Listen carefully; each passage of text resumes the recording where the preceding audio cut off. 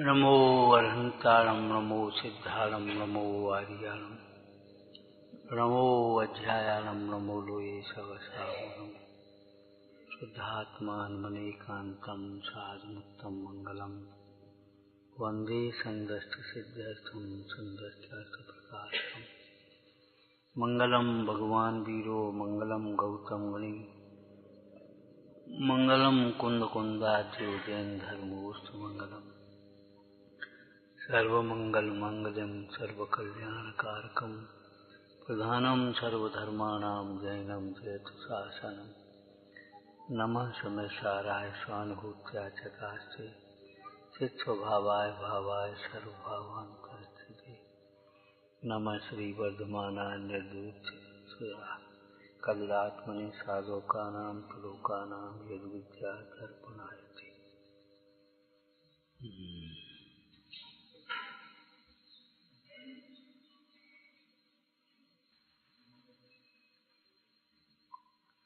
तब सुनते ही एक कष्ट की कल्पना खड़ी हो जाती है, बहुत कठिन होगा। ये तप संबंधी अज्ञान का फल है। कुछ तपस्या हमसे नहीं आ जाता भूखा। भूखे रहने का नाम तप क्या किसने दिया? भूखे रहने का नाम तप है ही नहीं।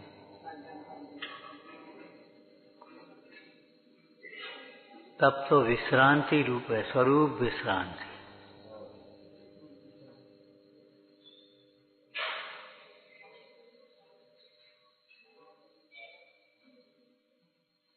लौकिक में भी जब कुछ काम न रहे, काम का बोझ न रहे, करना न दिखाए, चित्त शांत हो जाता है। करना विश्व में वास्तव में कुछ नहीं। एक वाक्य याद हुआ, आत्मा तो आत्मा है ही, अखिल विश्व में कुछ भी करने की गुंजाइश नहीं, जरूरत नहीं है। प्रत्येक द्रव्य अनादि काल से अनंत काल तक अपनी पर्यायों रूप परिणमित हो रहा है।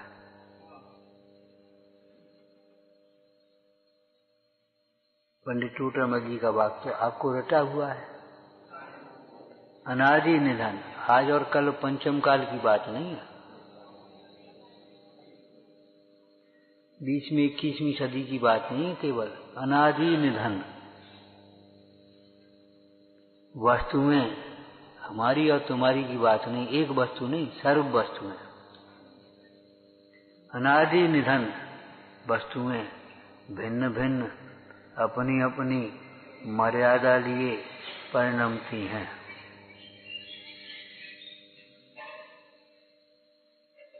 नहीं स्पष्ट हो तो परिणमती थी, परिणमती हैं और परिणमती रहेंगी। स्पष्ट न हो तो, और नहीं तो परिणमती में है त्रिकालवाचक समझ लेना चाहिए। है संज्ञा है जो शब्द है, क्रिया वर्तमान वाचक भी है, त्रिकालवाचक भी है। अग्नि उष्ण होती है, आज और कल नहीं, हमेशा। पाप से दुख होता है, धर्म से सुख होता है, ज्ञान से सुख होता है, धर्म होता है। ये कोई वर्तमान की बात नहीं है, त्रिकाल।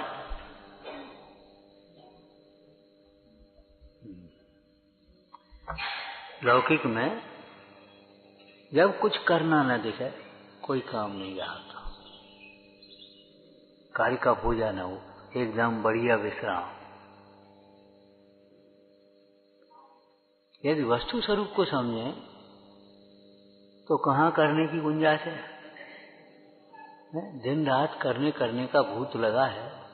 कर क्या सकते हो पहले ये बताओ। पर का परिणमन कर सकते नहीं, और अपने परिणमन को भी आगे पीछे नहीं कर सकते। अब करोगे क्या कर सकते? आपको पहले दृष्टांत दिया था, एक व्यक्ति आया आपकी दुकान पर या आपके ऑफिस में, सर हमको काम चाहिए। बोले क्या काम करोगे? जो आप बता। अरे वही बताएं तो तब पहले बताओ तो क्वालिफिकेशन क्या, कर क्या सकते हो, कर क्या सकते हो, पहले तुम्हारी क्वालिफिकेशन क्या, करने की योग्यता क्या। अकाउंट कर सकते हो, झाड़ू लगा सकते हो, रोटी बना सकते हो, चौकीदारी कर सकते हो, माने कोई काम कर क्या सकते हो ये बताओ। ये कहने से काम थोड़ी चलेगा। आप जो बताओ, हम बताएं क्या, क्या बता दें। ऐसे ही अगर वस्तु स्वरूप को विचार करें तो हम कर क्या सकते ये बताओ। द्रव्य में अनादि से अनंत काल तक पर्यायों का प्रवाह चल रहा है, निरपेक्ष रूप से कर क्या सकते हो। ये तो निश्चय की बात है कि हाँ निश्चय की बात तो है ही, परम सत्य ऐसा निश्चय करो, ऐसा निश्चय करो। इससे क्या हो जाएगा कि इससे सारे मोह का अभाव होगा, दुर्विकल्पों का अभाव होगा, इसलिए दुख का अभाव होगा। और तुम्हें चाहिए क्या बोलो।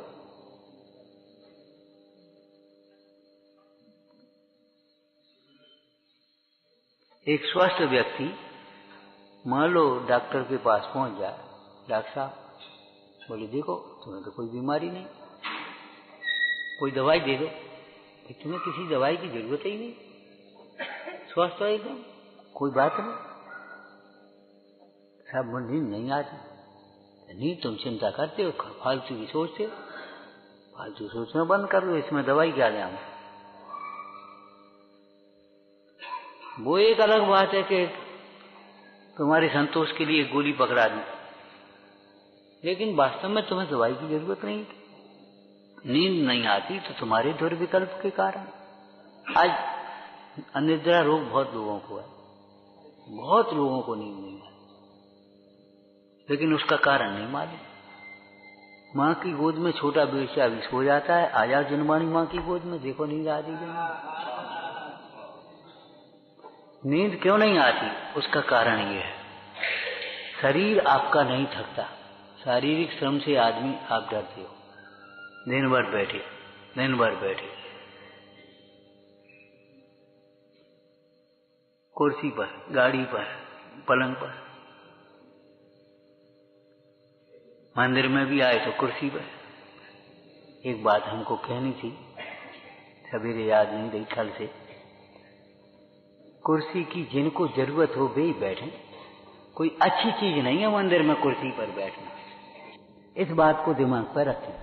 जो असत्य है, जरूरत है, हम क्या कहें उनके लिए, लेकिन शौक से कुर्सी पर बैठ गए और पांव ऐसे कर दिए और ऐसे ऐसे हिला रहे, ये अच्छी बात नहीं है। व्यवस्थापकों की मजबूरी है, उन्होंने कुर्सी रखी, आपको असत्यता है, लेकिन आपका विवेक भी तो चल।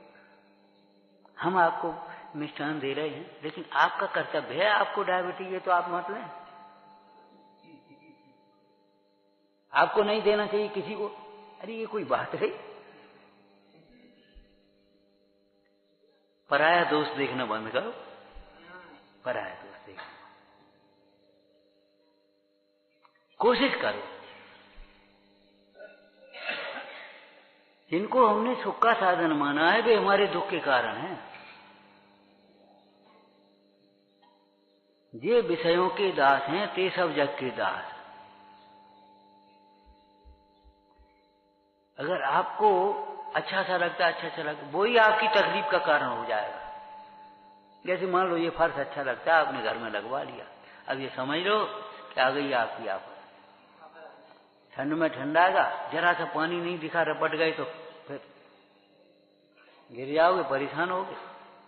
गर्मी में गर्माएगा, फिर इसका मेंटेनेंस बहुत महंगा है। फिर तो घर में चप्पल चलाओ, चौकी में चप्पल चलाओ, बोलो तैयार हो, नहीं हो तो फिर इससे हट, ये बचो, फिर फिनाइल का पोंछा लगाओ। नहीं प्रयोग करना चाहिए। देखो वो कौन सी वो आती है तो धुआं निकलता है, वो मच्छर के लिए, वो मच्छरों को लगवा लगता है, तुम्हें उसकी परवाह नहीं, अंत में तुम भी लकवा के शिकार होते हो। स्लो पॉइजन धीरे धीरे तुम्हारे भीतर जाता है। ऐसे ही ये कीटनाशक हैं जो आपकी फिनाइल हो चाहे कुछ भी हो, आपको थोड़ी देर 4-6 दिन में नहीं मालूम पड़ेगा, लेकिन थोड़े थोड़े दिन में वो आपके भीतर भी आएगी ना, उसका प्रयोग आप भी आए। और हमें तो एक लाइन याद रहती है, जो सतावे और को वह सुख कभी पाता नहीं। बहुत छोटे बार भजन पढ़ा था, जो सताए और को वह सुख कभी पाता नहीं। तुम उनको मारना चाहते हो तो तुम ही मरोगे, और उनको तड़फा तड़फा कर मारोगे तो तुम भी तड़प तड़प के मरोगे, समाधि नहीं कर पाओगे।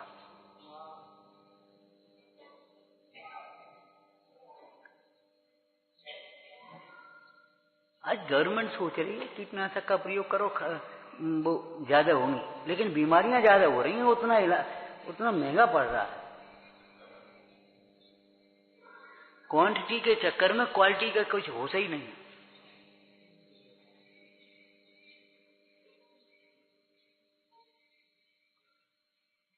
तो हम ये कह रहे थे, नींद इसलिए नहीं आती, शरीर आपका नहीं थकता और मन थकता है, बोझा बहुत दिमाग। अब नींद आने का कोई प्रश्न नहीं। तुम्हारी स्वास्थ्य विज्ञान में शरीर की अपेक्षा देखें तो पैर गर्म हो से ठंडा हो और पेट नरम हो, बस अब बीमारी नहीं है। तो आपके पेट साफ होने का ठिकाना नहीं, भोजन के लिए आपके पास पर्याप्त समय भी नहीं है। जल्दी जल्दी जल्दी जल्दी आए, जल्दी खाए, उस खाने में कुछ माने एकाग्रता ही नहीं है। लौकिक दृष्टि से वेद विज्ञान नहीं है, वो तो अलग बात है, लेकिन लौकिक दृष्टि से भी आपको कुछ खबर नहीं। तो पेट खराब, अब दिमाग गर्म हो गया, उल्टा सोचते सोचते अब नींद आने का प्रश्न है। थोड़ा सा जिनवाणी का स्वाध्याय करो। जिनवाणी का स्वाध्याय किया तो कर्तव्य टूटा, तृष्णा छूटी, आपको विश्रांति मिली, आप सो जाओगे। और सच कह रहे, आप नींद नहीं आती, आप उठ करके स्वाध्याय करने लगो। नींद नहीं आई तो बढ़िया है, रात भर अपने जगो, कोई चिंता नहीं, बिल्कुल बीमार नहीं होगे, हम कह रहे आपसे। और जब नींद आए तब सो जाना। अभी भूख नहीं है, जब भूख लगे तब खा लेना, अपना घर है, कोई बात तो है नहीं कि नहीं किसी टाइम पर मिलेगा उसके बाद नहीं मिलेगा।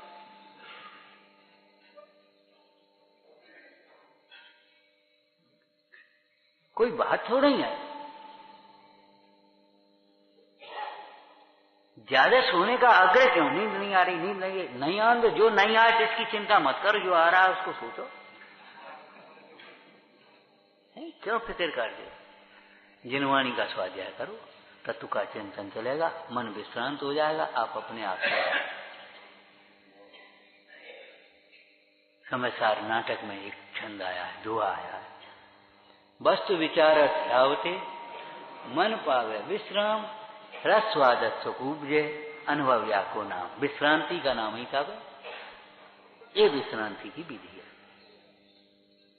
उल्टा विचार करोगे आपका दिमाग परेशान होता जाएगा, सीधा विचार करोगे मन विश्रांति की ओर होता जाएगा।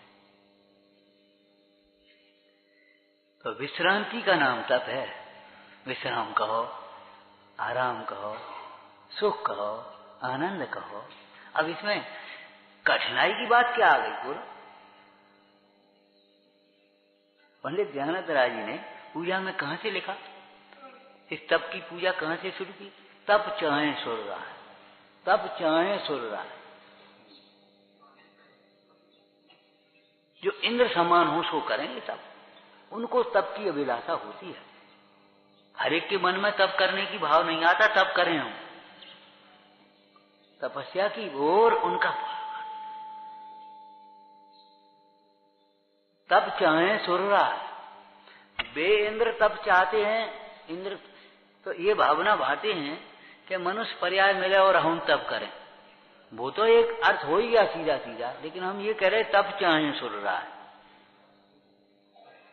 जो इंद्र के समान है वे तप को चाहते। ये लाइन हमने इसी में से निकाली। ब्रह्मचर्य के प्रसंग में पंडित सदा सुखदास जी ने कहा, मनुष्यों में जो देव समान है, मानी जिनकी कथाएं अत्यंत मन है, वे ब्रह्मचर्य को धारण करते हैं, उनको ब्रह्मचर्य की भावना होती है। ऐसे ही तपस्या की भावना किनको होगी? जिनका भला होना है, जिनको भले होना है, उसको ये विचार आता है मैं कौन हूं, मेरा क्या स्वरूप है, मेरा हित किसमें है। इच्छाओं की पूर्ति में लगे रहने में हमारा हित है कि इच्छाओं के अभाव में हमारा हित है। कोई काम गलत हो गया तो उसको एकदम तोड़ देने में अपना हित है, चलो अब बन गया तो बना रहने दो, जीवन भर परेशान होंगे तो आप भी कहते तुम तो निकाल दो, जीवन भर परेशान होते रहेंगे, यही तो है। तो जो इच्छाएं हैं उनकी पूर्ति करने में अपना हित है कि इच्छाओं के निरोध में अपना हित है। गलत दशा में गलत जगह में पहुंच गए, कुछ नहीं, कोई समझ में नहीं आ रहा, आप खड़े हो जाओ, बिल्कुल भगो मत ही, इधर खड़े हो जाओ, सामने वाला तो बचा लेगा कम से कम। अब खड़े कहाँ हो? ठीक है, हम भेज रहे आदमी, अब खड़े तो रहो, अब चलते और चले जाओ उल्टी दिशा में सीधा मान करके, तो ये तो कोई उपाय नहीं। विश्रांति का नाम था भाई। बोलो कोई कष्ट की कोई शब्द कोई प्रसंग ही नहीं है इसमें कष्ट का। जो कष्ट की कल्पना होती है वो अज्ञानमय है, अज्ञान के कारण हम तप का स्वरूप नहीं जानते, सुख का स्वरूप नहीं जानते, अपना स्वरूप नहीं जानते, इसलिए हमें कष्ट की कल्पना होती है। और तपस्या में सबसे उत्कृष्ट तप है ध्यान, आत्म ध्यान। समझ में आया ना? आत्म ध्यान सबसे उत्कृष्ट तप है, क्योंकि ध्यान में एकाग्र चिंता निरोधो, एकाग्रता होती है, और ध्यान ज्ञान पूर्वक होता है, ये तो आप जानते ही है, अभी बता भी देंगे क्रम से।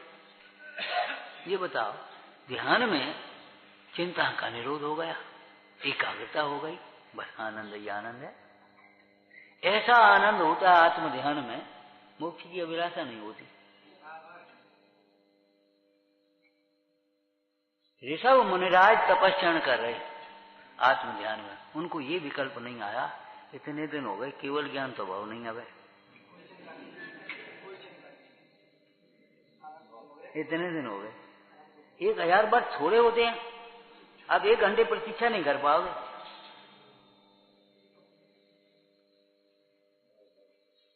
अभी स्वाध्याय में हमको आने में देर हो जाए तो आप आध घंटे में घबरा जाओगे, आ रहे कि नहीं आ रहे, आ रहे कि नहीं आ रहे, अभी आए नहीं, क्या है नहीं, क्या हो गया, घबरा जाओगे। 1000 वर्ष क्या होता है समझते हो? 1000 वर्ष तक ये नहीं, केवल ज्ञान तो हो नहीं रहा। अरे वो पर्या केवल ज्ञान होकर के क्या होगा?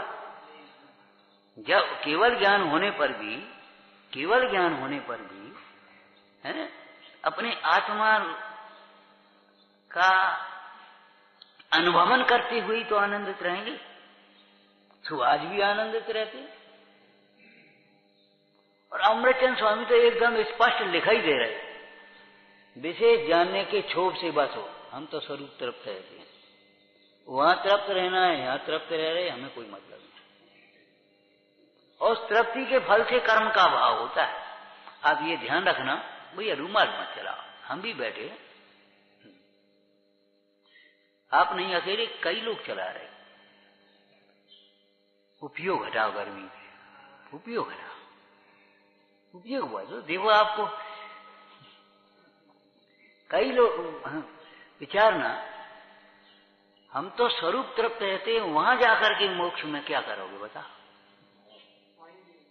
स्वरूप तृप्ति का तो आनंद है, वहां भी स्वरूप तृप्ति का आनंद है। यहाँ आपकी आजीविका चल रही, दाल रोटी मिल रही है, आप करोड़पति होकर के भी क्या करोगे? आखिर दाल रोटी तो खाओगे शांति संतोष से। और ऐसा जीव, धैर्यवान जीव, संतोषी जीव, उदार जीव, भक्त, दान परोपकार वाला जीव करोड़पति भी हो जाता अपने आप, उसे पता भी नहीं पड़ता करोड़पति हो जाता। लेकिन तृष्णा में पड़ा हुआ है, उल्टी सीधी हापाधापी करने वाला, कहो तो वैसा भी न रह पाए, करोड़पति होना तो बहुत रोडपति हो जाए। उसने देखा देखी ज्यादा काम किया, इधर किया उधर किया, और बस जो जाकर के दोबारा निकला रोड पर खड़ा हो गया, कछु नहीं रहो, मकान बिक गया, फलाना हो गया, ये हो गया। अरे भाई करोड़पति होकर के भी करोगे क्या, ये बताओ? तुम्हारी लायक है, बस अपना आनंद करो। तो ऐसी केवल ज्ञानी होकर के करोगे क्या, ये बताओ? स्वरूप को अनुभवते हुए आनंदित रहोगे? अभी स्वरूप को अनुभवते हुए आनंदित रहो। अच्छा, अब देखो मोक्ष की चर्चा, द्रव्य मोक्ष और भाव मोक्ष। तो द्रव्य मोक्ष का कारण भाव मोक्ष है। भाव संबर निमित्त, द्रव्य संबर निमित्त। भाव निर्जरा निमित्त, द्रव्य निर्जरा निमित्त, और भाव मोक्ष निमित्त, द्रव्य मोक्ष निमित्त। ऐसा नहीं है कर्म के नाश से आत्मा मुक्त हुआ, आत्मा मुक्त हुआ तो कर्म का नाश हुआ है। और नहीं तो आप द्रव्य संग्रह पढ़ लो, क्या किसी की पढ़ लो आप, कोई गाथा है इसको। रुकिया, हाँ तो आश्रम की बताई ना, मोक्ष की बताएं भैया।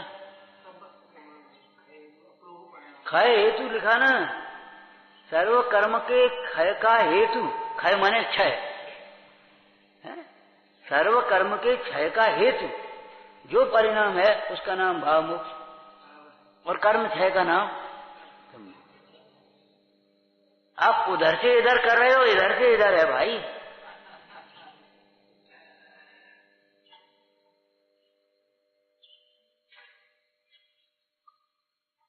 वस्तु स्वरूप जानने पर कितना विश्राम। अरे संसार मोक्ष कहते किसे हैं? एकमात्र मोक्ष की अभिलाषा होती है, संसार की तो अभिलाषा होती नहीं, और मोक्ष की अभिलाषा करता नहीं। मोक्ष की अभिलाषा नहीं करता।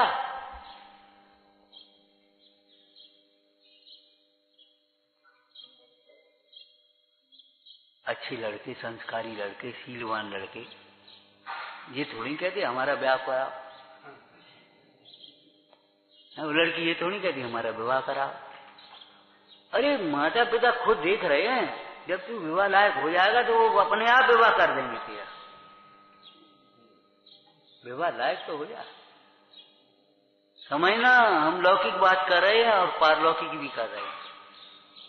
विवाह होने लायक माने पहले ब्रह्मचर्य होना चाहिए। आपका शरीर धातु में पुष्ट हो जाए, आपको समझ आ जाए, जीने का ढंग आ जाए। खाली कमाना कमाना नहीं, खर्च करना भी जानो, और खर्च करना नहीं, कमाना भी जानो। पिताजी के राज्य में 500 रुपया देना, 200 रुपया देना, कमाना भी जानो, और कमा करके जोड़ना नहीं, खर्च करना भी जानो। खर्च करना जानते हैं? नहीं जानते। बहुत लोग नहीं जानते खर्च करना। जहां खर्च करना चाहिए वहां तो करेंगे कंजूसी, और जहां बचाना चाहिए बच सकता है वहां उड़ाएं। ये खर्च करना आता थोड़ा ही नहीं आता। जरा जरा से लोगों को देखो, रहने के ढंग के ठिकाना नहीं है। खाने पीने में बाल बच्चे दूध नहीं पी पाए, घी नहीं खा पाए, और नहीं खा पाए। टीवी होगी, मोबाइल होगा, और बढ़िया जीन्स होगी, बढ़िया वो होगा। खर्च करना आता नहीं। खर्च करना आता है मतलब सदुपयोग करना, ये कहने का मतलब।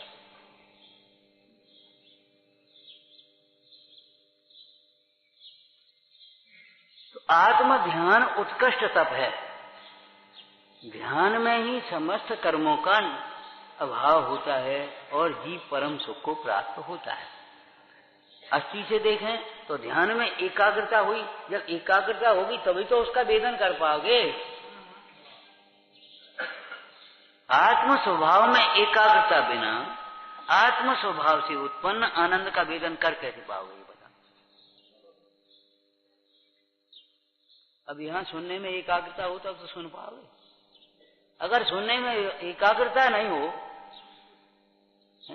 अभी गोष्ठी होनी थी, उससे पहले हम आए तो हमने इनसे भैया कहा, हमने देखो जो व्यवस्थाएं कर रही हूं सबसे पहले सब कर लो। जब अपन सुनाने बैठे सुनने बैठो, ये विकल्प नहीं आया कौन आया कौन नहीं गया, ये खर्चा कहां से, ये फलाना कहां से, ये क्या कुछ नहीं, अब सुन पाओगे। और अगर व्यवस्थाओं में उपयोग लगा रहा तो सुनना मुश्किल हो जाएगा। ये देखोगे जी आया, उसको बुलाने में, उसको बिठाने में, उसको राजी करने में, उसको करने में, उसको बस उसी में जीवन समय चला जाएगा, सुनने में उपयोग नहीं लग पाएगा। व्यवस्थापक नहीं, ज्ञायक बनो, और ज्ञायक बनने वाला ही अच्छा व्यवस्थापक होता है, ध्यान रखना। क्यों? वह कंजूसी नहीं करेगा, वो अविवेक से फालतू प्रदर्शन नहीं करेगा, बहुत अच्छी व्यवस्था कर पाएगा वो। हम तो आपसे बेर बेर कहते, जो अकर्ता होता है वही प्रकर्ता होता है। आचार्य का एक गुण प्रकर्ता है। प्रकर्ता जानते होगे, उत्कृष्ट कर्ता, मोक्ष मार्ग का कर्ता, धर्म तीर्थ का कर्ता। निमित्त नैमित्तिक ऐसा ही संबंध है। जितना चित्त आपका शांत होगा उतना ही अच्छा काम कर पाओगे, ज्यादा काम कर पाओगे। और जितना चित्त शांत होगा आप सारे काम बिगाड़ोगे और कुछ नहीं कर पाओगे। और चित्त शांत करने के लिए जनवाणी का स्वाध्याय सबसे पहले एक नंबर की चीज है। प्रथम दुख दूर करने में आपा पर का ज्ञान अवश्य, इससे चित्त शांत रहेगा। आप जो भी कर पाओगे कर लो। और मान लो आपको कभी आपके अनुकूल नहीं हो पाएगा तो आपके पास बड़ी गोलियां हैं, ये इसका परिणाम ऐसा ही था, कोई बात नहीं। इसमें अपना क्या नुकसान हुआ, इसमें अपना क्या नुकसान, अपन क्यों आकुल व्याकुल हो, काहे हो जी जा रही। ये गोलियां हैं एक तरह की। गोलियों को मालूम है हिंदी और संस्कृत में मोदक कहते हैं। मोदक, मुद धातु से मोदक बना है। लौकिक में कोई खुशी का प्रसंग होता है, लड्डू खिला, खुशी में तो होता है ना। मोदक माने मुद धातु, प्रसन्नता की ओर ले आए। तो ये सिद्धांत का इनका ज्ञान और इनका विचार एकदम हमारा समाधान कर देता है और हम प्रसन्न हो जाए। ठीक है, कोई बात नहीं। अभी कोई आया, उतरो यहां से, आपको बुला कौन लेता है, समझ में नहीं आती है। शास्त्र बांच नहीं रहे एक भी लाइन, और यानी कहां की कह रहे हो। कोई कुछ कहेगा, हाँ तुम शुद्धात्मा की बात तो कर नहीं रहे, ये तमाम व्यवहार की बातें ले बैठे आप। नहीं, बस शुद्धात्मा की बात करते हो और ये व्यवहार की कुछ बात ही नहीं कर रहे आप। अब बताओ क्या करें, बताओ क्या करें। शुद्धात्मा की कहें कि व्यवहार की कहें कि शास्त्र बांचे, क्या कहें बोलो। लेकिन समाधान है, नाना जीव है, नाना कर्म है, नाना प्रकार की लब्धियां हैं, अपना क्या है भाई। बहु प्रशंसा वक्ता का होता है ना, नाना प्रकार की प्रवृत्तियां वाले जीव हैं, सब एक से थोड़ी हो सकती। अरे तेरे हाथ में भी एक सी उंगलियां नहीं है, लेकिन बस ऐसे देखो मुट्ठी बन गई। और जानते ही होगे आप ये क्या कह रहे हैं, बंदी मुट्ठी। और हाँ, आपके उपयोग की एकाग्रता समस्त कर्मों को भस्म करने वाली है, और आपकी चंचलता समस्त क्लेश का कारण है। जिसकी मुट्ठी बन गई माने जिसका उपयोग एकाग्र हो गया, समझ लो भगवान बन गया। और जिसका उपयोग अनेक पदार्थों में भ्रमता है, संसार में भ्रमता है।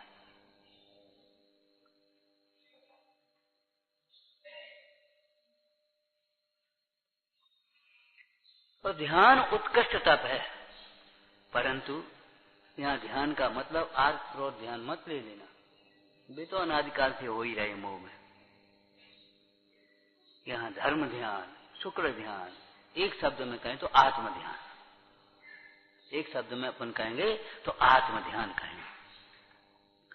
धर्म ध्यान आपकी ये समझो बरसात की धूप है, हाल धूप आ गई, हाल बदली हो गई, फिर धूप आ गई, तेज बहुत है बरसात की धूप, लेकिन झट से बदली हो गई, झट से धूप हो गई। और शुक्ल ध्यान जेठ की धूप है, धूप ही धूप, बीच में बदली का काम नहीं है। ये दृष्टांतों से समझा दिया।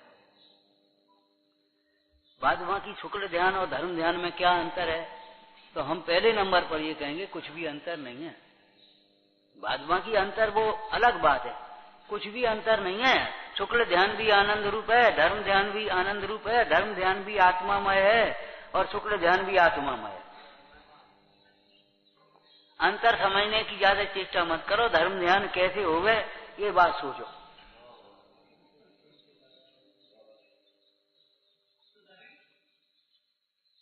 तो ध्यान जिस ध्यान से कर्म का नाश होता है, जो ध्यान उत्कृष्ट तप है, वह ध्यान ममत्व के अभाव में होता है।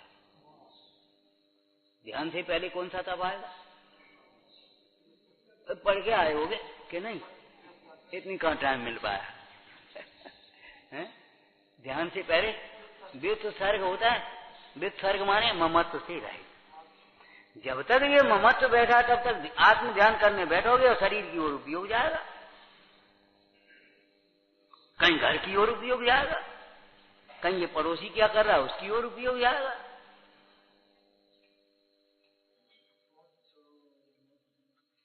तो ध्यान करना है, ध्यान पर बैठते बहुत से लोग। अब जो बताओ शरीर का ममत्व तो छूटा नहीं, ध्यान कैसे करोगे?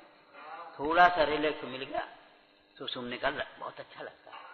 1 घंटे हम बैठते, कभी कभी 1.5 घंटा हो जाता, 2 घंटे बहुत अच्छा लगता है। अच्छा तो लगता है, पहले ये सोचो, विचार करो, लगता है कि है। लगना अलग बात है और होना अलग बात है। रोगी को कुपथ्य अच्छा लगता है लेकिन अच्छा है तो नहीं। मोह का ये लक्षण है, जो अच्छा लग रहा है वो नहीं अच्छा है तुम्हारे लिए। जो धन्य भाग्य वे हैं जिन्हें जो अच्छा है वह अच्छा लगे।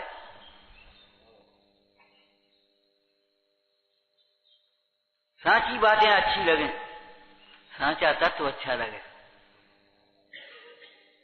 साची भावना अच्छी लगे, धर्म ध्यान जिनको अच्छा लगे। अरे जिनको विकथा अच्छी लगे, व्यसन अच्छी लगे, विषय अच्छे लगे, लगते तो हैं। देखो भाई, ज्यादा मत कहो, लगते तो हैं नहीं। हम कहेंगे देखो अच्छे की बात करें, कुत्ते को हड्डी अच्छी लग रही है, बोलो क्या हड्डी अच्छी है? नहीं, जिस समय वो हड्डी चबा रहा है उस समय तो अच्छी है, बाद में जब होगा तो होगा। उस समय भी जो उसका स्वाद आ रहा है वो उसके रक्त का है, हड्डी का बिल्कुल नहीं है। हड्डी तो उसके स्वाद का घातक है। हड्डी उसके लिए सुखदायक है, सुख का घातक है। शुगर को विष्ठा अच्छी लगती है। अब हम क्या कहते हैं, अच्छा लगता है, अच्छा लगता करते हो, ये कोई बात रही? किसी को विषय अच्छे लगते हैं, जुआरी को जुआर अच्छा लगता है, शराबी को शराब अच्छी लग रही है। क्या अच्छी है? आप कह सकते हो शराब अच्छी है, उस शराबी को बहुत अच्छी लगती है, ऐसा लगता है बस बैकुंठ में पहुंच गए सीधे। अरे तेरी कल्पना मिथ्या है, नरक में पहुंचेगा, बैकुंठ की बात करता है। अच्छा लगने की बात मत करो, अच्छा जो है सो अच्छा लगता है कि नहीं ये बताओ। तुम्हें जिनमानी अच्छी लगती कि नहीं? भेद विज्ञान अच्छा लगता है कि नहीं? धर्म ध्यान अच्छा लगता है कि नहीं? शुद्धात्मा अच्छा लगता है कि नहीं? नहीं लगता तो जाओ, अच्छा नहीं है, तुम्हारा भविष्य अंधकार में है। जैसे डॉक्टर ने चेकअप किया, नहीं भाई ले जाओ, कोई इलाज नहीं, कोई इलाज नहीं है इलाज हमारे पास तो है। जब कोई इलाज नहीं है तब डॉक्टर भी कह देता, अगर थोड़ा आस्तिक होता है तो, भैया अब भगवान का नाम ले और सेवा। अब ले जी पंडित जी ने नाश्ता बंद करा तो अब क्या करें? अरे सवेरे से भगवान का नाम लो, सवेरे से पाठ करो, पूजा करो। भूख सताए तो हमसे कहना, हाँ उपयोग लगेगा, भूख नहीं लगेगी, बिल्कुल नहीं लगेगी। और एक बात और बता दें, कमजोरी नहीं आएगी, बल्कि तुम्हारी ये वृत्ति छूट गई तो बीमारी मिट जाएगी, बीमार नहीं होगी आगे चल के। कैसी बातें आप सोचते हो? मान्यता उल्टी है, मान्यता उल्टी है। सफाई के चक्कर में हिंसा मत करो, हिंसा मत करो। एक बात ध्यान रखो, हमारे में किसी जीव की विराधना न हो जाए, सदैव ध्यान रखो। प्रयोग करने से पहले ये सोचो ये हिंसक है कि अहिंसक है, इसका फल क्या होगा। विनोबा जी थे, बोले कोई नीति बनाते समय, नेताओं से मंत्रियों से जब मीटिंग करते, बोले कोई नीति बनाने से पहले ये सोचो गरीब को किससे क्या लाभ होगा, तो तुम्हारी देशभक्ति है, नहीं तो बेकार है। तुमने सोच लिया अपना ऐसा कर लो ऐसा कर लो, इसमें गरीब का क्या हेतु होगा। ऐसे ही हम आपसे ये कह रहे हैं, किसी जीव की विराधना तो नहीं होगी। समितियों के प्रसंग में टोडरमल जी ने लिखा है संबर की भूल में, संबर तत्व संबंधी भूल अन्यथा स्वरूप लिखा है। दूसरे जीवों को पीड़ित करके अपना प्रयोजन सिद्ध करना चाहता है, ये तीव्र कसाय है। ये नहीं लिखा, क्या लिखा, मुनि राजों को कसाय अत्यंत मंद हो जाने से जो चलना, बोलना, आहार लेना, पीछी कमंडल आदि को उठाना रखना, शरीर को उठाना रखना, मल मूत्र का क्षेपण, ये लौकिक कार्य भी हैं, शरीर आश्रित कार्य हैं, ये करने पड़ेंगे। तो उनकी इतनी कसायमंद हो गई, किसी जीव को पीड़ित करके वे इन कार्यों को नहीं सिद्ध करना चाहते। ये मंद कसाय का लक्षण है। दूसरे जीवों को पीड़ित करके अपना कार्य करना चाहता है, ये तीव्र कथा है। दूसरों को गिरा करके अगर उठना चाहता है तो तेरी कथा बहुत तीव्र है।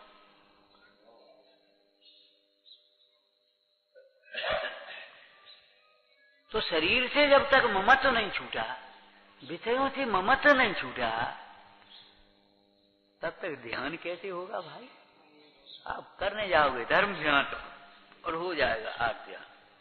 कई बार लोग पूजा करते हैं, पूजा करते करते एकदम लड़ पड़ते, चेहरा बिगड़ जाता है।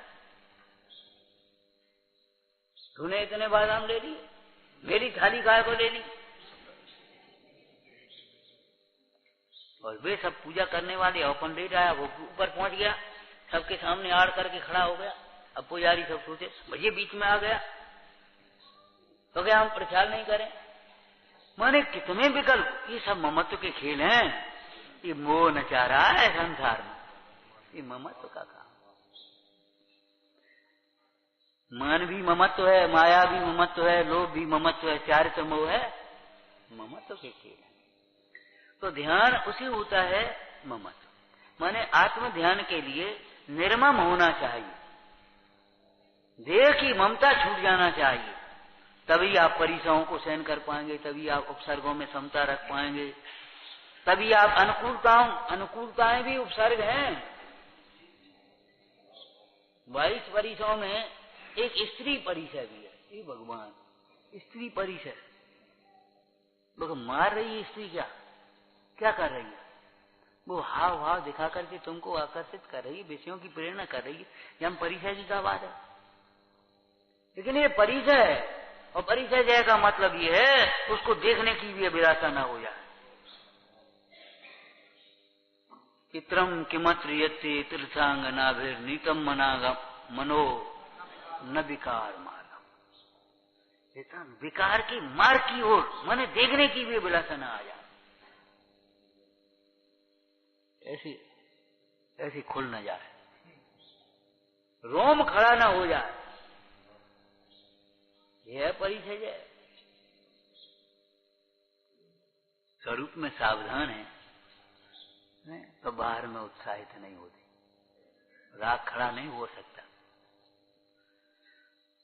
तो निर्मम जीव ही को आत्म ध्यान होता है। अब निर्ममता कैसे होती है, प्रवचन सार जी पढ़ने अपन, चाहे 12 तपों के उल्टे क्रम को पढ़ने, हम उल्टे से चले हैं,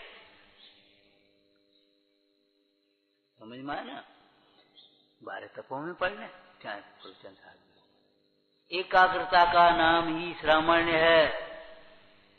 साधुपना, साधु दशा, एकाग्रता, साधु एकाग्र है, उनका एक ही भेष अर्थ में एक ही निवास है, स्वरूप में रहते, चाहे कहीं रहे, चाहे कहीं हो, स्वरूप में रहते। एक ही उनका भोजन है, अतीन्द्रिय आनंद रस का अमृत पीते हैं। बाद बाकी ये सब कुछ नहीं। तुम्हारी ये हेरा फेरी, कभी ये पहने हो, कभी ये पहने हो, कभी भी पहने, कभी ये पहने, कभी भी पहने, जब देखो तब नए नए भेष। ये बहुत तक भेष धरे जग में, छवि भागई आज दिगंबर की। चिंतामण जब घर में प्रकटो, तब कौन जरूर अडंबर की। जिन तारण तरण को से लिया, परिवार करे को बब्बर की। जिनको नहीं आस परमेश्वर की, ते आस करो सो अकबर की। हम काहे को करें? अकबर सोचता था अब तो हमें हमारी प्रशंसा करनी ही पड़ेगी, लेकिन कवि है और सुकवि उसको कहते हैं जो लौकिक जीवों की प्रशंसा भी नहीं करता, केवल परमेश्वर का गुणगान करता, केवल परमेश्वर की। ज्ञान वैरागी अनुमोदना करने लायक है, ध्यान रखना। बाद बाकी बंगला तो बढ़िया बना, ये चीज तो अच्छी बनी, फलाना तो सोच नहीं, आज भोजन तो अच्छा बना, ठीक है, भोजन भोजन है, संयम और स्वास्थ्य के अनुकूल है, बस ठीक है। बात क्या है, करना क्या है? ये अच्छे बनकर ये अच्छा जो कहा ना, आज भोजन तो अच्छा बना, रोज ध्यान हो गया शुरू, क्या बना के रख दिया, क्या करें क्या खाएं, और ध्यान हो गया। जब निर्मम हुआ है देह से भिन्न, तो चाहे वो वैसा भोजन हो चाहे वैसा भोजन हो, करना क्या है हमें? हमारा नहीं, हमारा ये जड़ भोजन। एकाग्रता का नाम श्रमण। श्रामण माने साधुपना, साधु दशा, साधु धर्म, एकाग्रता। और एकाग्रता निश्चयवान के ही होती है। काय का निश्चय? तत्व का निश्चय है, और वह तत्व निश्चय आगम अभ्यास से होता है। उपदेश सुनना भी आगम ही अभ्यास है, आगम अभ्यास से होता है। इसलिए आगम चेष्टा ज्येष्ठा, इसलिए आगम का अभ्यास करना प्रमुख कर्तव्य है, मुख्य कर्तव्य। आपको कहीं भी उलझन आती हो, कभी भी उलझन आती हो, आप छोटी सी पुस्तक, कोई शास्त्र तो बहुत अलौकिक है, छोटी सी कोई पुस्तक लेकर के बैठ जाओ, उस विषय पर सोचो ही मत, वो समस्या अपने आप समाधान हो जाएगी, अपने आप समाधान हो जाएगी। और थोड़ी देर फ्रेश होकर के अगर उस पर सोचोगे तो 2 मिनट में वो बात समझ में आ जाएगी। और लौकिक में भी इस शैली का प्रयोग आप घर में दूसरों से तो कहते ही हो, करते हो या न करते हो। कोई वस्तु गुम जाए और हड़बड़ा रहा हो, भाई कहीं नहीं जाएगी, घर में है, शांति से बैठो, शांति सोचो कहाँ रखी, कहाँ तुम्हें भूल गए होगे, कहीं नहीं मिल जाएगी, परेशान क्यों हो, शांति सोचो। माने शांतता में ही ज्ञान हो सकता है, अशांतता में ज्ञान नहीं। अगया आगम अभ्यास, निश्चयवान, एकाग्रता, और एकाग्र चिंता निरोध ध्यानम, ध्यान उत्कृष्टता, देखो मिला हुआ है एक से। और 12 तपों में भी यही है। ध्यान ममत्व छूटने पर होता है, और ममत्व स्वाध्याय से छूटता है। आप चाहे कितने ही गिड़गिड़ाते रहो, कितने ही आप रोते रहो, प्रार्थना करते रहो, तत्व अभ्यास के बिना ममत्व नहीं छूटेगा। जाओ जहां जाना है, जंगल में जाना, जंगल में चले जाओ, खूब बैठना, आप ममत्व नहीं छूटेगा। तत्व के अभ्यास के बिना, भेद विज्ञान के बिना ममत्व कैसे छूटेगा? तो ममत्व छोड़ने के लिए स्वाध्याय, और स्वाध्याय के लिए सेवा, वैयावृत्ति, और वैयावृत्ति के लिए विनय। विनय नहीं होगी तो वैयावृत्ति नहीं कर पाएगा, और वैयावृत्ति सेवा के बिना कुछ भी नहीं सीख पाएगा। लोक में भी कहावत है, सेवा से मेवा मिल। जब शिष्य गुरुओं की सेवा करते थे तब उनको ज्ञान अलग होता था। आज के शिष्यों को अलग प्रकार का ज्ञान होता है, और जिनको आज भी थोड़ा सा एक गहरा ज्ञान हो जाए, उसका अनुभव का ज्ञान, तो वे बहुत अपने गुरु की सेवा करते, ये समझना, आज्ञा में चलते हैं। बहुत विनयवान होंगे वे, तब वे कुछ सीख पाएंगे। चाहे वो डॉक्टर हो, चाहे अध्यापक हो, चाहे अधिकारी हो, चाहे कर्मचारी हो। सेवा बिना मेवा नहीं है। करें सेवता की, हैं? देख लो आप, लय ज्ञान सोई, लय भूल गए लाइन, देखो पढ़ते हैं भूल जाते हैं। बोलो, करें सेवता की करें देव सेवा, सुने बैन सोही लय ज्ञान मेवा। सुने बैन सोही, अनसुने करे वो नहीं। नहीं, हम पूजा तो करते, ये नहीं सुनते। नहीं, सुने बैन सोही लय ज्ञान मेवा। लौकिक में भी मेवा किसको कहते जानते होगे? मेवा, दाल भात, गेहूं चना, हैं, लौकी तोरई, इनको मेवा नहीं कहेंगे। मेवा किसको कहते हैं? उत्कृष्ट पौष्टिक पदार्थ, उत्कृष्ट पौष्टिक पदार्थ। ऐसे ये ज्ञान उत्कृष्ट पौष्टिक, तेरे धर्म को पुष्ट करने वाला है ये सम्यक ज्ञान, पौष्टिक। इसलिए इसको मेवा शब्द प्रयोग किया।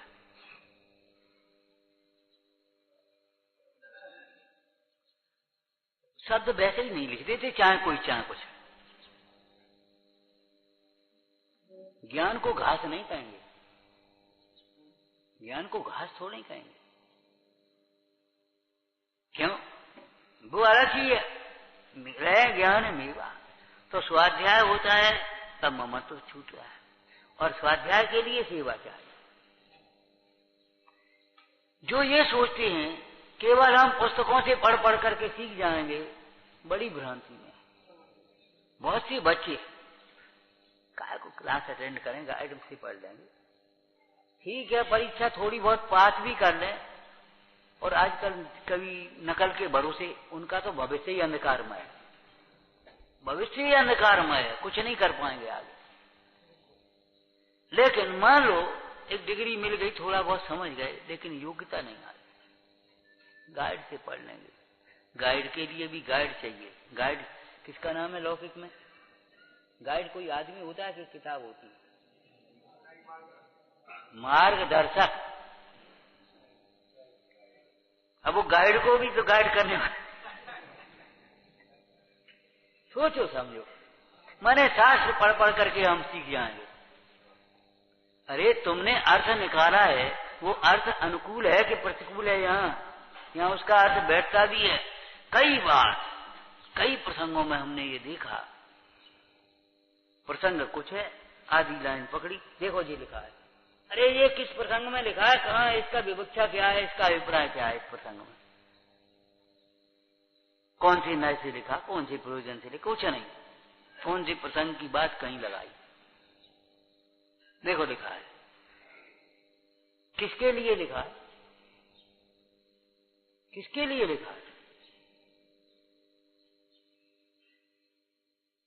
कि अमृत तो सबके लिए, अरे ठीक है सबके लिए है, लेकिन अमृत के पीने के लिए कचरा भी साफ होना चाहिए। अमृत पीने के लिए कचरा भी साफ चाहिए। ताकत की दवा पचाने की ताकत चाहिए, वैसे थोड़ी पचा लोगे ताकत की दवा। किसी ने कहा घी बहुत पौष्टिक होता है, बहुत ताकतवर होता है, तो तुमने 1 किलो पी ला, अब क्या होगा, क्या सोचो, 1 किलो घी पी लिया तुमने बिना सोचे समझे, क्या होगा? हंसने की बात नहीं है, समझने की बात है। मतलब ये है कि अब इधर से उठते चले जाओ। अब विनय कब तक नहीं होती, कहाँ नहीं होती? हम का कोई कम है? ये सेठ है तो हम भी सेठ हैं, ये पंडित जी है तो हम भी पंडित जी। अब हो गई विनय खत्म। जहां ये समझ लिया कि हम का कहीं कम है, हम का कोई होगा, हम क्यों झुके? आज घर घर में यही तो चक्कर हो गई है, बच्चियां भी पढ़ने लगी खूब और नौकरी कमाई करने लगी, और लड़के भी। अब रोटी बनाना आता नहीं किसी को, लड़की कहाँ, और हम क्या काम है, और कुछ नहीं, पापा जी दादा अब कुछ नहीं, हमें नहीं लेना था, और हम तो अपना कर लेंगे। क्या कर लोगे, क्या कर ले? दूसरे की महत्ता नहीं समझेंगे, अपनी महत्ता दिखाएंगे।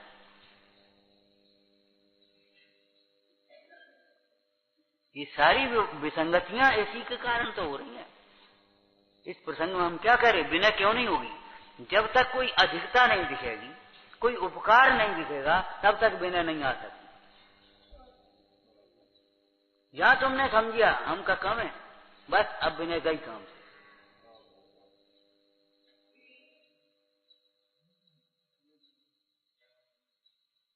पर्याप्त न्याय की चर्चा कर रहे, तो विनय तब होगी जब अपने में दोष दिखाई दे और सामने वाला निर्दोष दिखाई दे, वह महान दिखाई दे, हम अत्यंत हैं।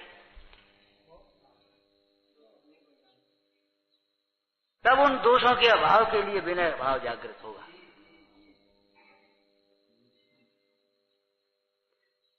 हो गए तब तो मतलब प्रायश्चित के बिना, अपने दोष को दूर करने की भावना के बिना, एक बात यहां समझ लेना, दोषों के दूर हुए बिना दुख दूर नहीं होता। ये बेईमानी है जो दुख को दूर करना चाहते हैं, दोषों को नहीं दूर करना चाहते। ये बेईमानी है, और बेईमानी का व्यापार चूरन के पूर्ण बस है। सोच लिया हमने, इनकार दे लिया, नहीं वो तुम्हें फलेगा नहीं, फले लौकिक भाषा कह देना।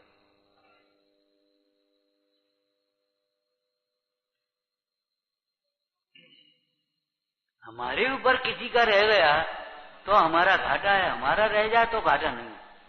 वो तो जब होगा तब होगा, देगा, वो कहां जाएगा। हमारे ऊपर किसी का रह गया तो घाटा जरूर है।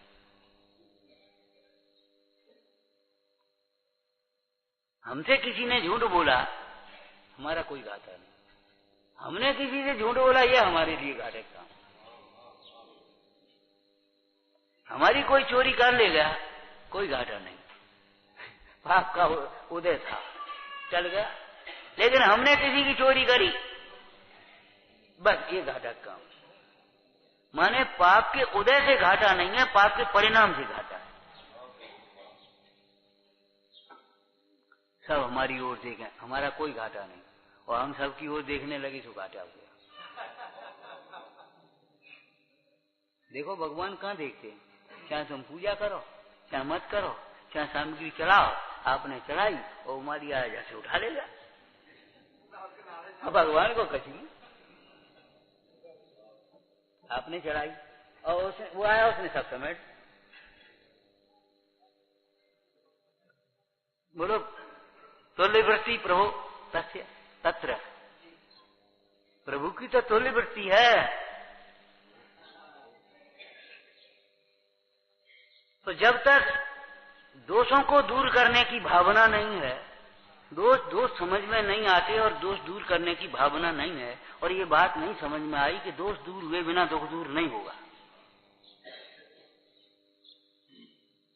दोष दूर करने की भावना का नाम प्रायश्चित है।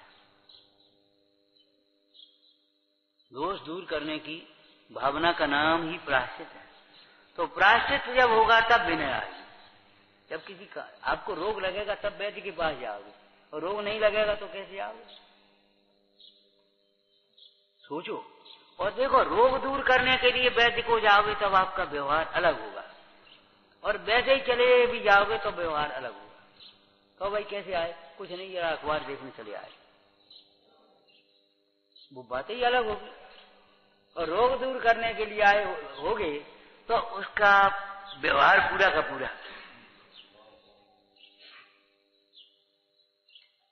व्यवहार बदल जाएगा, अभिप्राय बदल जाएगा। अगर हमारा कुछ लेने का अभिप्राय होगा तो हमारा व्यवहार अलग होगा, और निष्क्रियता का अभिप्राय होगा तो हमारा व्यवहार अलग होगा।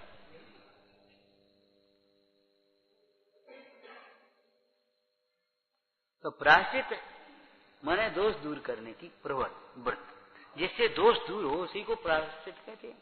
प्रायश्चित को परमार्थ में क्या कहते हैं?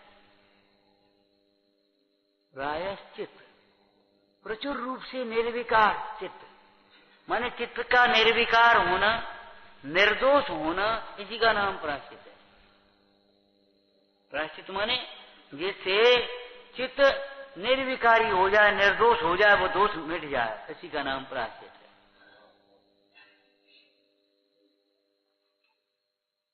ज्ञानानुयोग पद्धति में चूलिका में भी ये लिखा है कि देखो, प्रायश्चित, अगर कोई शरीर आश्रित कोई दोष हो गया है तो उसकी शुद्धि तो आलोचना मात्र से हो जाती है। आप स्वयं आलोचना कर लो। जैसे मान लो कोई आपने ज्यादा भोजन कर दिया आज और थोड़ी तकलीफ हो गई, आप अपने आप इलाज कर लो, कल कुछ मत खा, पानी वानी पी लो, सब ठीक हो जाए, कोई दिक्कत नहीं। लेकिन कोई अगर शरीर में कोई वैसा इन्फेक्शन हुआ है तो आप अकेले नहीं कर पाओ, फिर तो कुशल वैद्य के पास जाकर वह जो बताएगा तो आपको करना होगा। ठीक है ना? ऐसे ही जो शरीर आश्रित दोष हैं वो आपके केवल आलोचना मात्र से ठीक हो जाएंगे। लेकिन अगर मनो संबंधी दोष हैं भीतर के, तो फिर गुरु के पास जो प्रायश्चित शास्त्र के ज्ञाता हैं, प्रायश्चित शास्त्र के ज्ञाता हैं, सारी द्रव्यच्छेद काल भाव की योग्यता को समझने वाले हैं, उनके पास जाकर निष्कपट भाव से जब अपने दोषों का निवेदन करता है, निष्कपट भाव, तब वे, बहुत सुंदर जयसन स्वामी ने लिखा है, तब वे प्रचुर स्वसंवेदन के अनुकूल, अरे तेरे शरीर वगैरह के अनुकूल वो तो ठीक ही है, बहुत गर्मी बढ़ जाएगी तो इनको उपवास मत करा, इनको जाओ रस छोड़वा दिया, चलो मौन ले लिया, मौन लो 2 घंटे। तो प्रचुर स्वसंवेदन माने धर्म के अनुकूल, वीतरागता को बढ़ाने वाला, जो विधि में उनकी आज्ञा के अनुसार प्रवर्तन करने से दोष दूर होता है, निर्दोष होता है। तो प्रायश्चित की भावना बिना विनय नहीं होती, विनय नहीं होती तो तब वैयावृत्ति नहीं होती। आज अपने बुजुर्गों की सेवा के लिए भी हमारे पास टाइम नहीं है, सेवक लगा दें कहो तो सेवक लगा दें, पूजा के लिए पुजारी लगा दें, दान के लिए एक भोजनशाला खोल दो। अब बस तुम क्या करोगे जी तो बता, क्या तुम कमाओगे और बस खर्च कर दोगे? नहीं, ये विधि तो नहीं है भाई। भगवान की पूजा तुम खुद नहीं करोगे तो ये बता तुम्हारे परिणाम शुद्ध कैसे होंगे, तुम्हारी विशुद्धि कैसे होगी? दान के लिए जब स्वयं नहीं खड़े होगे, हैं, स्वयं दान नहीं देंगे, तो तुम्हारे परिणाम की विशुद्धि कैसे होगी? ये कोई व्यवस्थाएं नहीं है, ध्यान रखना, व्यवस्थाएं नहीं है, मोक्ष मार्ग की नैमित्तिक क्रिया है। बहुत सोच समझ करके हम कहते हैं कोई बात कहते हैं, ये ध्यान रखना। क्यों हमें ये व्याख्यान करके भीड़ थोड़ी जुटानी। श्रावक बनो, श्रावक बनो, श्रद्धा, विवेक और आचरण। कहा था ना, अपने भोजन को दूसरों के भरोसे मत छोड़ो।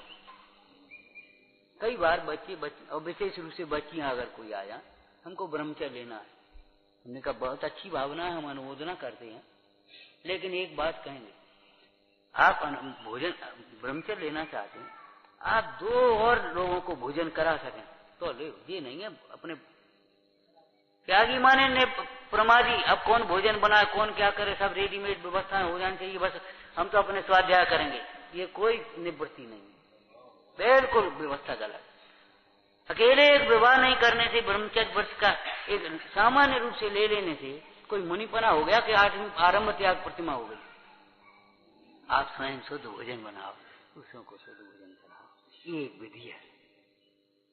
भैया आज आपका उपवास, आप हमारी चौकी नहीं आया ना, दूसरा साधर्मी आ गया, आओ भैया। अब अपन स्वयं दूसरों के भरोसे हो गए, कहा भैया कहूं शुद्ध घी मिल जाए, अरे तुम शुद्ध घी बनाओ ना, शुद्ध घी वही तो बना पाएगा जिसका शुद्ध भाव होगा। पाप क्रिया शून्य, शुद्ध घी कैसे बनाएगा? तो शुद्ध घी के नाम पर कई जगह तो कितना क्या क्या हो गया, आपको मालूम होगा, हमें नहीं मालूम, और मालूम भी तो हम कहेंगे नहीं। क्या कहें, कहां तक शुद्ध पहुंच गए? सरकते सरकते शुद्ध के नाम पर कहां तक शुद्ध हो गया? जब दूध की मर्यादा नहीं है तो शुद्ध कहां से आ गया? घी कहां से शुद्ध हो जाए? जब विचारों की मर्यादा नहीं है तो वचन मर्यादित कहां से होंगे? और जब मर्यादित बोल ही नहीं सकते तो मर्यादाएं तुम्हारी मर्यादा के व्यवहार कैसे होंगे? समझ में आया ना? तो भैया हम बार बार कहते हैं बोझा उठाना सीखो, बोझा डालना नहीं। बोझा उठाना सीखो, देना नहीं लेना सीखोगे, क्या होगा? ये हम कहेंगे तो सीधा, तुम कहोगे तो दोनों उल्टी। मुंह से जो कुछ कहा जाएगा वो उल्टा कहा जाएगा। उपदेश देना नहीं, उपदेश लेना सीखो। समझाना नहीं, वह तो हमको भी समझाने लगते, अरे हमें मत समझाओ, पहले खुद समझ ले। अरे ऐसा बोलो, ऐसा करो, हम शांति से हम बोलेंगे, चिंता मत करो।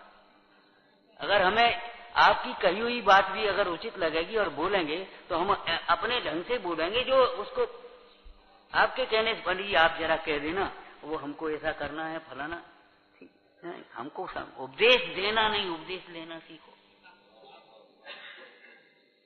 हो गई सही कि नहीं?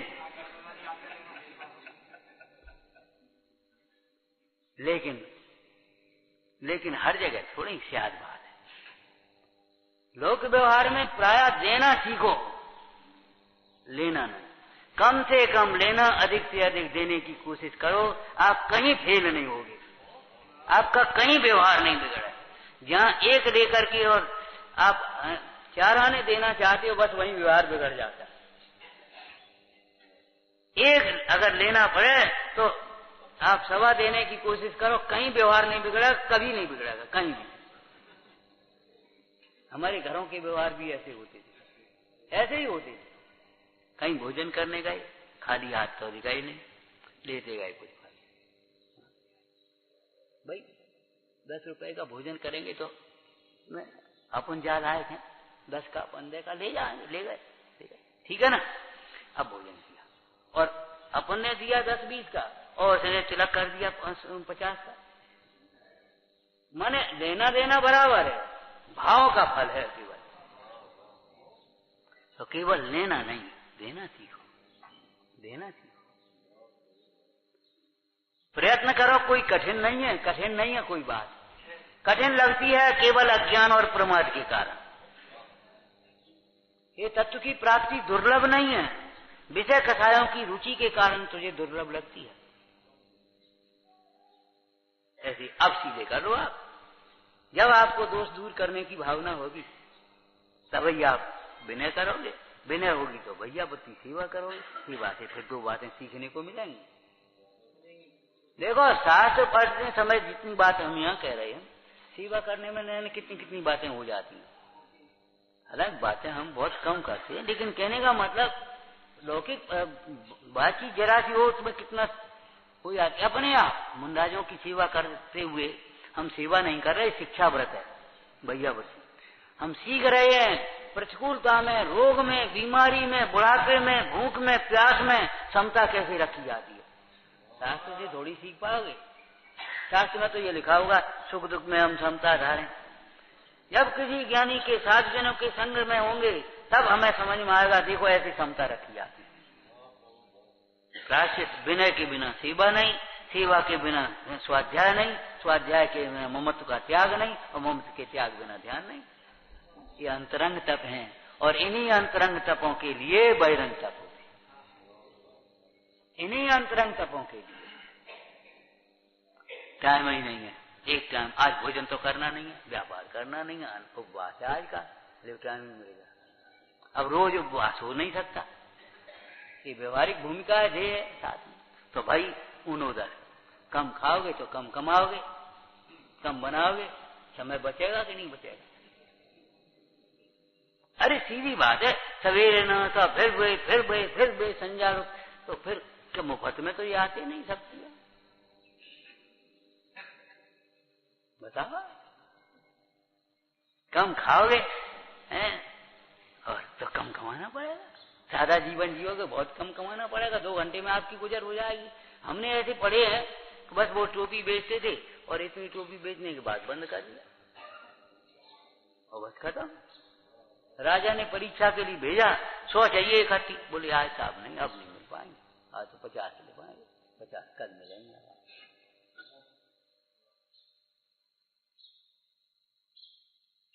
इतने संतोष थे, इतना थोड़ा व्यापार करते हुए लोग आनंद में कैसे रहते थे। अब गांव का जीवन देखो है, एक कमाता था और 10 खाते थे।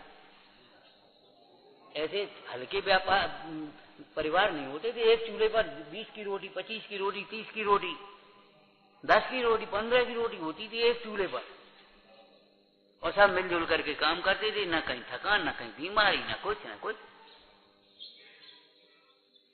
कैसे कि कैसा है मन, तो ऊनोदर रोज नहीं हो सकता, उपवास तो रोज नहीं हो सकता, तो फिर ऊनोदर करो, थोड़ा सा कम खाओगे, आप बीमार भी नहीं होगे। ऊनोदर हुआ। अब ऊनोदर के लिए अगर स्वाद होगा रस, तो ज्यादा ज्यादा खा जाओगे स्वाद में, तो रस परित्याग चाहिए, रस परित्याग।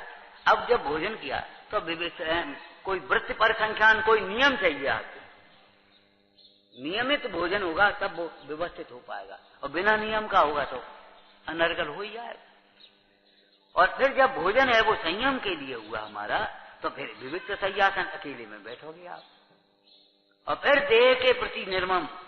देखो, बाह्य तपों का भी अंतरंग कायोत्सव है, तो देह के प्रति निर्ममता का एक चिन्ह है कि देह में कोई तकलीफ आराम भी हुई तो शांति से सहन करोगे। वे हो गए भारत,